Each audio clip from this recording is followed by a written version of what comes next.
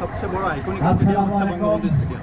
এটার ব্যাপারে কোনো সিদ্ধান্ত আসবে কিনা বা বঙ্গবন্ধু স্টেডিয়ামের নাম পরিবর্তনের ব্যাপারে?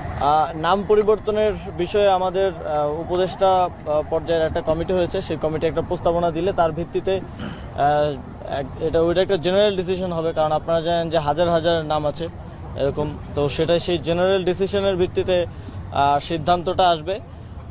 এখন আমরা আমাদের জায়গা থেকে আমাদের যতটুকু জুরিসডিকশনের মধ্যে আছে তার মধ্যে যে যে জায়গায় নামগুলো পরিবর্তন করা প্রয়োজন বলে মনে হচ্ছে, অথবা নতুন যেই কাঠামোগুলো আমরা করছি, বিভিন্ন উপজেলা স্টেডিয়াম হচ্ছে এবং এখানে আজকে একটা খেলার মাঠ হলো, এই কাঠামোগুলোতে যেন আমাদের শহীদদেরকে স্মরণে রাখার ব্যবস্থা করা যায় সেটা আমরা করছি। এবং আপনারা জানেন দীর্ঘদিন ধরে শহীদ আবরার ফাহাদ 2019 সালে শহীদ হন, তার নামে কুষ্টিয়া জেলার মাঠটা নামকরণ করার একটা দাবি ছিল।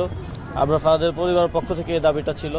তো সেই জায়গা থেকে কুষ্টিয়া জেলা স্টেডিয়ামটার নাম আবরার